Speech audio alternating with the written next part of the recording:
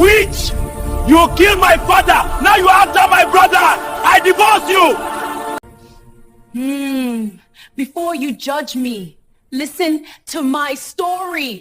Neoma was a beautiful young woman who married the man of her dreams, Chinedu. For 3 wonderful months, they lived in perfect happiness. They laughed together, cooked together, and dreamed about their future. Chinedu would call Neoma his good witch because he said her love had magically captured his heart. But their beautiful life ended suddenly when Chinedu's father died. The family was devastated. Instead of comforting each other, Chinedu's family looked for someone to blame. His aunt, a bitter woman named Auntie Grace, pointed at Neoma. "She's the one." Auntie Grace screamed.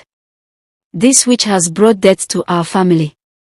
Her beauty is just a mask hiding her evil powers." At first, Chinedu didn't believe them.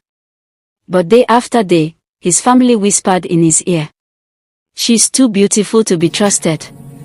Why did bad luck come after she arrived?" The pressure became too much.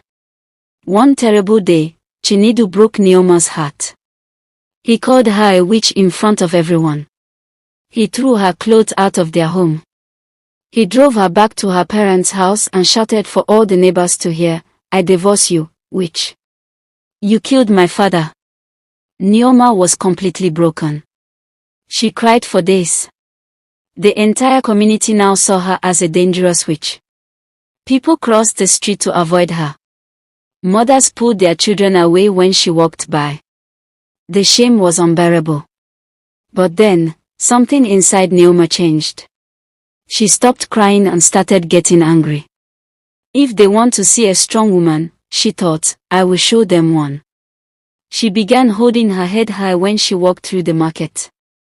When people whispered witch behind her back, she would look them straight in the eyes and smile sweetly. Her confidence scared them even more. Meanwhile, strange things began happening to Chinedu's family. First, Chinedu's brother lost his good job for no reason. Then, he had a mysterious accident that left him with a permanent limp. Finally, Chinedu himself became sick, he couldn't sleep, couldn't eat, and grew thin and weak. Doctors couldn't explain his sickness. The family became terrified. They were sure Neoma was punishing them with her witchcraft. One dark night, there was a knock on Neoma's door. It was Chinedu's mother, Mama Nkechi, the same woman who had called Neoma a witch and thrown her out. But now, she was crying and begging. "Please, Neoma," she sobbed, falling to her knees. "Please lift your curse from my son. He's dying. I admit I was wrong. Just save my son." Neoma looked down at the crying woman. She felt powerful for the first time since her marriage ended. "Your son isn't dying because of my curse," Neoma said calmly.